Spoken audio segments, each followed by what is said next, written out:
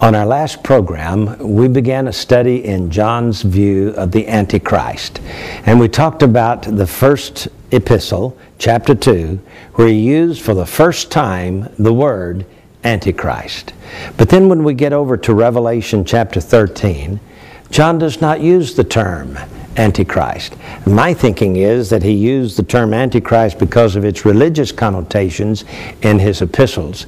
But over here in Revelation, he's looking at the man from a political perspective and therefore chooses to use Daniel's view of him as a little horn, a mouth speaking great things on the fourth beast.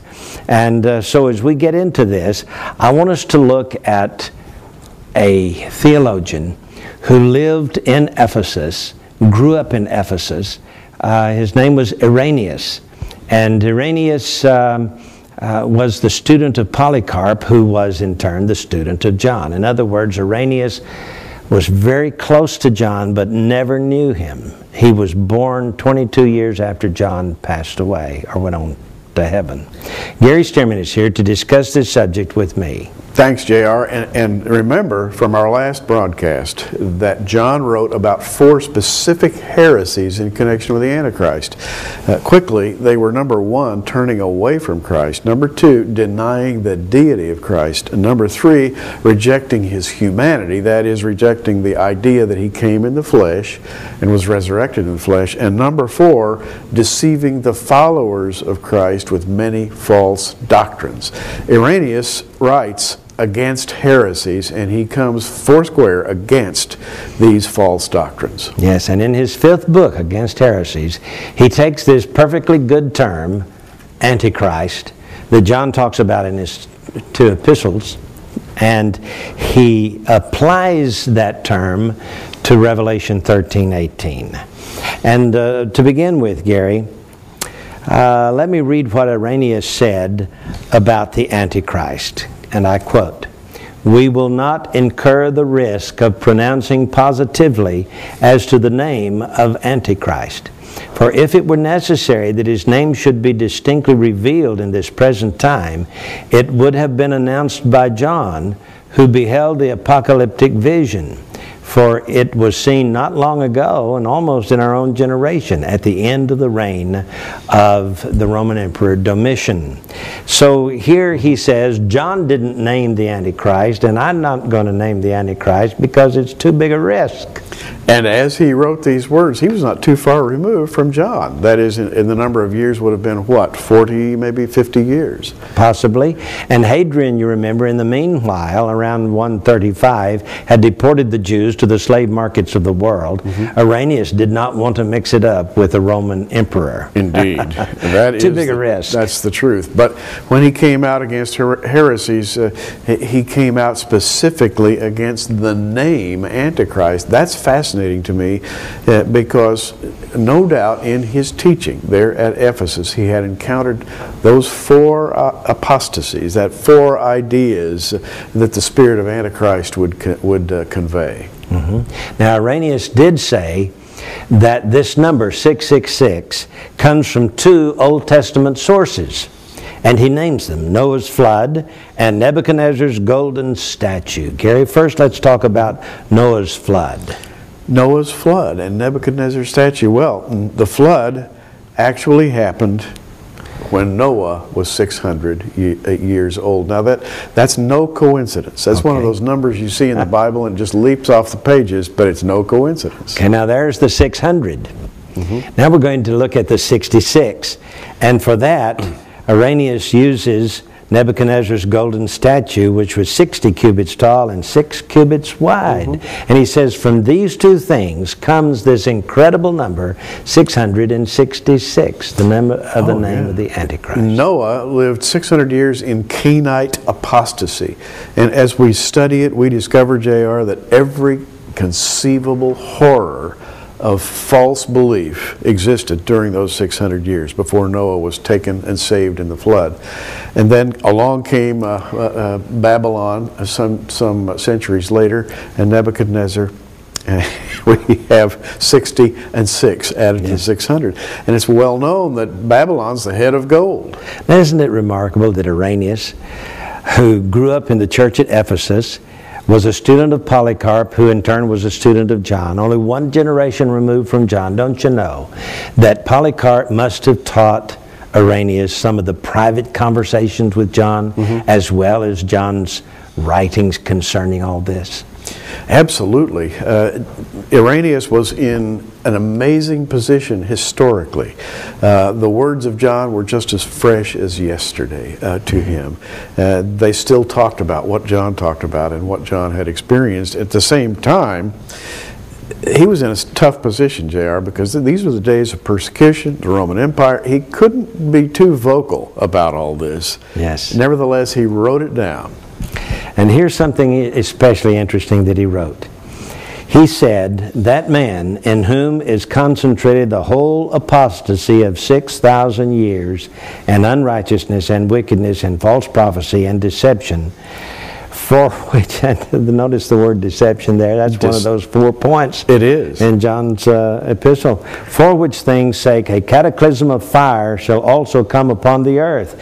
So Irenaeus specifically said that this Antichrist would have concentrated in him the apostasy of the human race for 6,000 years.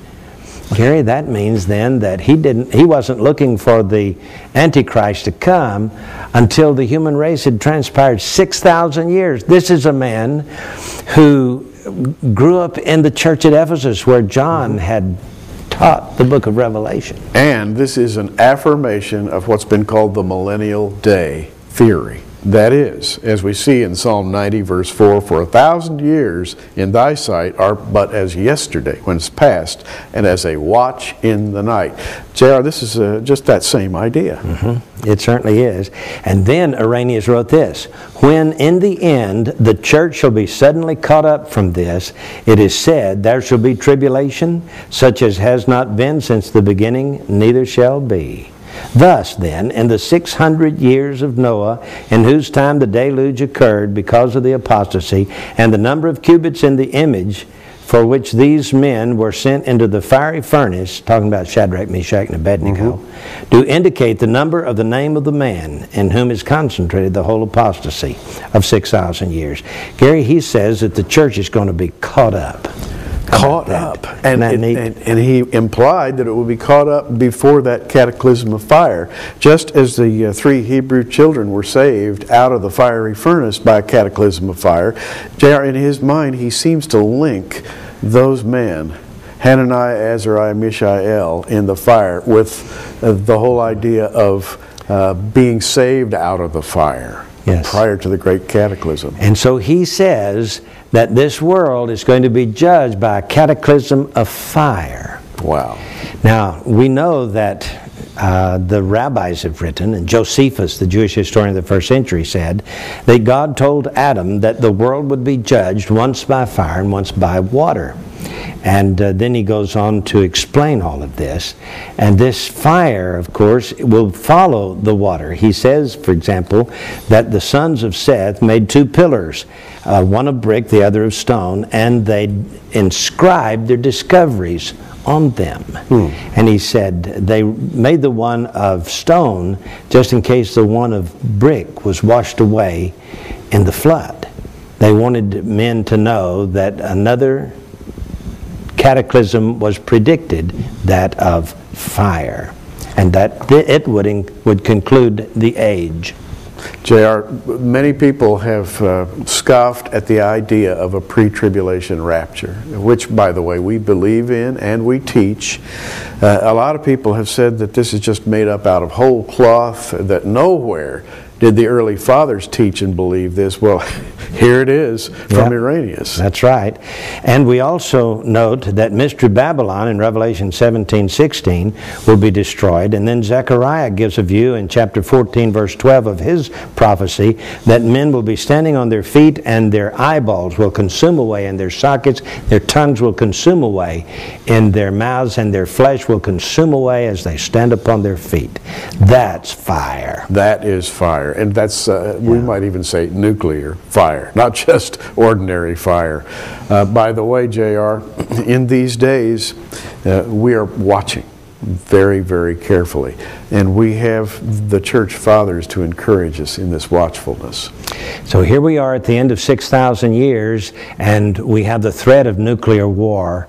We don't know when this World War III is going to take place, but this nuclear war is definitely coming upon the world, and this cataclysm of fire that God predicted may not be very far away.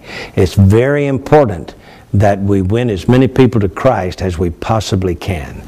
Well, Irenaeus had more things to say. We'll tell you all about it when we come back in just a moment. From the writings of Irenaeus, things really get interesting. At this point, he discusses some of the early copyists. For you see, John's Gospel was copied into the Greek language and distributed. And here he is writing maybe 50 years later, and he says somewhere in the recent past, some copyists mistook the 666 to be 616. And he goes on to explain how this happened because of the Greek lettering here. And he says, I want you to know that it is 666 and not 616. Now that's important for us to understand, because some people today think that they should be looking for someone whose name adds up to 616. And the reason for that is because in the Textus Receptus Greek, Koine Greek Bible, the book of Revelation, the number 666 was expressed, according to Irenaeus, by 3 Greek letters, the He, the Xi, and the stigma, the middle one being the Xi, which has a value of 60. Yes. Now, Irenaeus says that through a copyist's error, there was a substitution made, which made the value of the number come out 616. And JR, from that day to this, there's been this pervading idea that 666 is not really the number of the beast. Yes. It's a total copyist's error. That says 2 things. Number one, that in the beginning, 3 Greek letters were used to express 666. Yes. That's found only in the Textus Receptus version of the Greek New Testament. That's right. In the early 1800s, the Westcott Hort edition of the Greek New Testament came out, and it uses 3 words, hexakosioi, hexakonta, hex, instead of the 3 Greek letters for the number 666. And the interesting thing about that is the King James Version of the Bible was translated from the Textus Receptus, and all the later versions were translated from the Westcott Hort. So that's let's mark one up for the King James Version there. Indeed, absolutely so. And just remember that those 3 letters, the Chi, the Xi, and the stigma, are the way the original idea was expressed. JR, we could spend a lot more time, but we need to move along because we're going to get into now a fascinating study. Yeah. Well, you know, this Greek New Testament, the Greek translation of Revelation, I think John wrote it originally in Hebrew, but we don't have any proof of that anywhere. All we have is the Greek. But we do have Irenaeus saying that already a mistake was being made by the copyists into the Greek language. It's possible then they were translating it from the Hebrew into Greek and made that mistake, you know? It is. And so I think that Hebrew gematria is probably what John was referring to when he talked about the number of the beast. However, Irenaeus thinks it was Greek gematria, and so he offers the word Titan as as a word that adds up to 666. And I want to get to that in just a moment, but first there is this little statement by Irenaeus about the Antichrist coming from the tribe of Dan. Now this really sparked my interest, Gary, because I've always, well, for many years thought that the Antichrist would come from the tribe of Dan. And so he writes this is what Irenaeus writes, quote, "And Jeremiah does not merely point out his sudden coming, but he even indicates the tribe from which he shall come when he says," and then he quotes Jeremiah, and I'll let you quote that in just a minute, but he goes on to say, "This too is the reason why this tribe tribe is not reckoned in the apocalypse along with those which are saved. Well, we know that in Revelation chapter 7, Dan is left out of the list of 12 tribes. And now we have this verse in Jeremiah that talks about the man on the white horse leading the 4 horsemen of the apocalypse, and he's coming from Dan. Coming from the tribe of Dan. And J.R., this is in the 8th chapter of Jeremiah in the context of the cry, peace, peace, when there is no peace. And as you read the 16th verse of Jeremiah 8, it says, the snorting of his horses was heard from Dan. There they are, the 4 horsemen. The whole land trembled as the sound of the neighing of his strong ones, at the sound of the neighing of his strong ones, for they are come. They have devoured the land, and all that is in it, the city, and those that dwell therein. And Irenaeus remarks quite casually, but to us amazingly, wow, that this is the Antichrist. This is a bombshell, Gary. It is, really. The Antichrist will come from the tribe of Dan. Jeremiah said it. And now, Gary, in chapter 8 of Jeremiah, let's set the theme. Look at verse 11 there and tell us about the theme of this chapter in the rise of the Antichrist. What's going to be happening that will cause the Antichrist to thunder across the landscape with his 4 horsemen of the apocalypse? Well, this is a latter-day prophecy from Jeremiah, and if you read Jeremiah 8:5, why then is the people of Jerusalem slidden back by perpetual backsliding? They hold fast deceit, they refuse to return. That is today's context. The many Jews refuse to return today. Yes, including the Olmert government or the Olmert administration. Absolutely. They deny Israel's right to hold on to the land. And the 11th verse says, for they have healed the hurt of the daughter of my people slightly, saying, peace, peace, when there is no peace. This is what we hear continually in the news. Wow. This is going on in the Security Council as we are now producing this program. Peace, peace. But there is no peace. They're going to heal the hurt slightly. But there's going to come a Russian invasion, and this with Iran. And Syria is going to be involved in a war that leads up to this. Damascus is going to be destroyed. We've already studied these from Isaiah chapter 17 and Ezekiel chapters 38 and 39.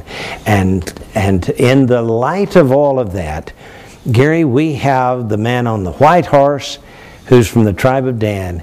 We have the one on the red horse, which sounds like the Russian invasion of the Battle of Gog and Magog. And then we have, following that, the